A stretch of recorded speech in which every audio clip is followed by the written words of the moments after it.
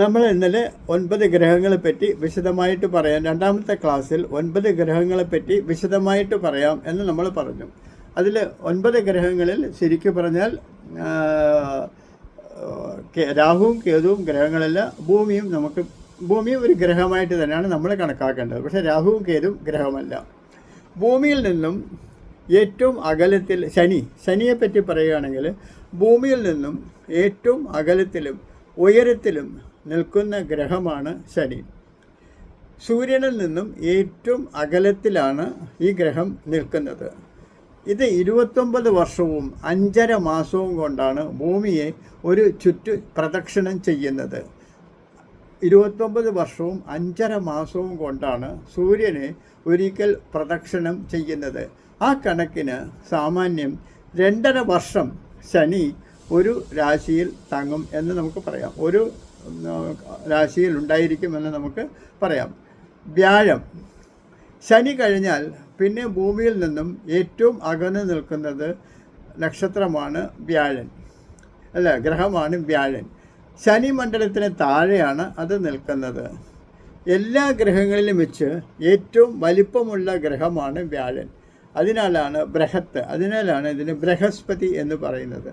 സൂര്യനെ ഒരു തവണ പ്രദക്ഷിണം ചെയ്യുവാൻ വ്യാഴത്തിന് വേണ്ടി വരുന്ന സമയം 11 വർഷം 10 മാസം 10 ദിവസം, അതായത് 12 വർഷം എന്ന് നമുക്ക് കണക്കാക്കാം. അപ്പോൾ ഒരു രാശിയിൽ ഒരു വർഷം ഉണ്ടാവും. അപ്പോൾ ശനി ഒരു രാശിയിൽ 2.5 വർഷമുണ്ട്. രാശി എന്ന് പറഞ്ഞാൽ നമ്മൾ നേരത്തെ പറഞ്ഞ ആ ഘട്ടം ഉണ്ടല്ലോ, ഒരു ഘട്ടത്തിന് 12 ഘട്ടം എന്ന് പറഞ്ഞില്ലേ, ചതുരാകൃതിയിലുള്ളൊരു സമചതുരാകൃതിയിലുള്ളൊരു ഘട്ടത്തിനെ നമ്മൾ 16 ഭാഗിച്ച് 16 ഘട്ടങ്ങളാക്കുക. എന്നിട്ട് അതിൽ നടുവിലുള്ള ഘട്ടങ്ങളെ എടുത്ത് മാറ്റി കഴിഞ്ഞാൽ ബാക്കി 12 ഉണ്ട്. ഈ 12 എണ്ണത്തെയാണ് നമ്മൾ രാശികൾ എന്ന് പറയുന്നത്. എന്താണെന്നുള്ളത് നമുക്ക് അടുത്തത് സംസാരിക്കും. എന്തുകൊണ്ടാണ് രാശി എന്ന് പറയുന്നത് നമുക്ക് അടുത്തതിലേക്ക് പറയാം. അപ്പോൾ ഇതിൽ ഈ രാശിയിൽ ഈ 12 രാശി ചുറ്റുന്ന സമയമാണ് ഞാനിപ്പോൾ പറഞ്ഞു വരുന്നത്. അപ്പോൾ ശനി കഴിഞ്ഞാൽ പിന്നെ ഭൂമിയിൽ നിന്നും ഏറെ അകന്നു നിൽക്കുന്ന ഗ്രഹം വ്യാഴനാണ്. ശനി മണ്ഡലത്തിന് താഴെയാണ് ഇത് നിൽക്കുന്നത്. എല്ലാ ഗ്രഹങ്ങളിലും വെച്ച് ഏറ്റവും വലിപ്പമുള്ള ബൃഹത്തായ ഗ്രഹമാണ് വ്യാഴൻ. ആയതിനാലാണ് അതിന് ബൃഹസ്പതി എന്ന് പേര് പറയുന്നത്. സൂര്യനെ ഒരു തവണ പ്രദക്ഷിണം ചെയ്യുവാൻ വ്യാഴത്തിന് വേണ്ടി വരുന്ന സമയം 11 വർഷം 10 മാസം 10 ദിവസം, ഏകദേശം 12 വർഷം. ചൊവ്വ, വ്യാഴം അപ്പോൾ ഒരു രാശിയിൽ ഒരു വർഷമെന്ന് കണക്കാക്കാം. ചൊവ്വ, വ്യാഴമണ്ഡലത്തിന് തൊട്ട് താഴെയാണ് ചൊവ്വ നിൽക്കുന്നത്. ഇത് സൂര്യനെ ഒരു പ്രാവശ്യം പ്രദക്ഷിണം ചെയ്യുവാനായിട്ട് 587 ദിവസം എടുക്കുന്നുണ്ട്. ഒരു പ്രാവശ്യം സൂര്യനെ പ്രദക്ഷിണം ചെയ്യുവാനായിട്ട് വ്യാഴൻ 587 ദിവസം എടുക്കുന്നുണ്ട്. അതായത് ഒരു രാശിമണ്ഡലത്തിൽ ഇത് 1.5 വർഷം ഉണ്ടായിരിക്കും എന്നർത്ഥം. സാമാന്യമായി പറഞ്ഞാൽ 1.5 വർഷം എടുക്കും. രാശിമണ്ഡലത്തിൽ 1.5 വർഷമല്ല, 1.5 വർഷം കൊണ്ടാണ് സൂര്യനെ ഒരു ചുറ്റുന്നത്. അപ്പോൾ ഒരു രാശിയിൽ 45 ദിവസം എന്ന് നമുക്ക് കണക്കാക്കാം. 1.5 വർഷത്തിന് 12 കൊണ്ട് ഭാഗിക്കുമ്പോൾ 45 ദിവസം. പിന്നെ ബുധനാണെങ്കിൽ സൂര്യൻ്റെ തൊട്ടടുത്ത് നിൽക്കുന്നവരാണ്. സൂര്യന് താഴെ തൊട്ടടുത്ത് നിൽക്കുന്ന ഗ്രഹമാണ് ബുധൻ.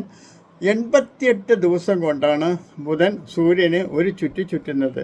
88 ദിവസം കൊണ്ടാണ് ബുധൻ സൂര്യനെ ഒരു ചുറ്റുന്നത്. അപ്പോൾ ഒരു രാശിയിൽ ബുധൻ നിൽക്കുന്ന സമയം 1784, 7 ദിവസവും ചിലട്ടയും വരും.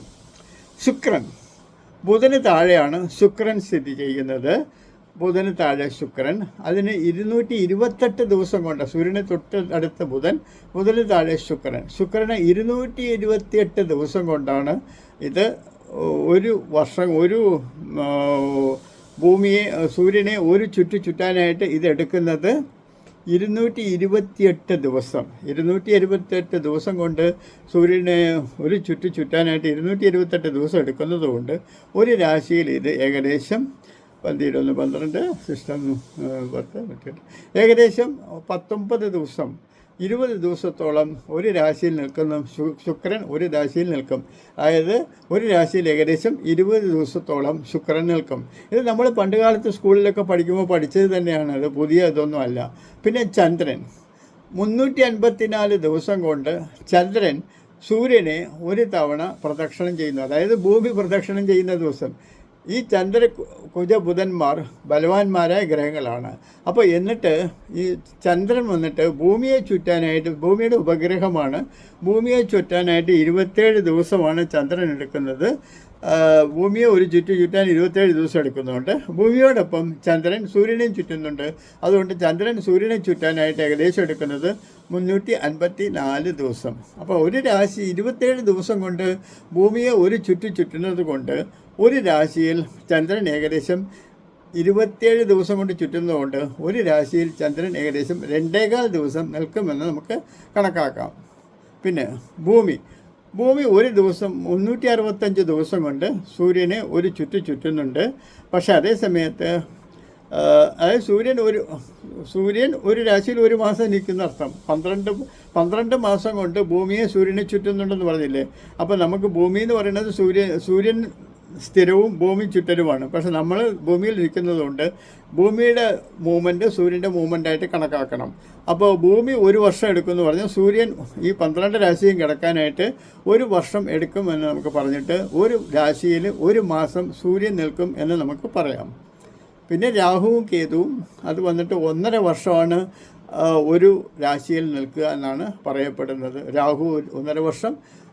പിന്നെ രാഹുവിൻ്റെ നേരെ ഓപ്പോസിറ്റ് തെക്ക് വടക്കായിട്ടാണ്. തെക്ക് രാഹുവാണെങ്കിൽ വടക്കാണ് കേതു.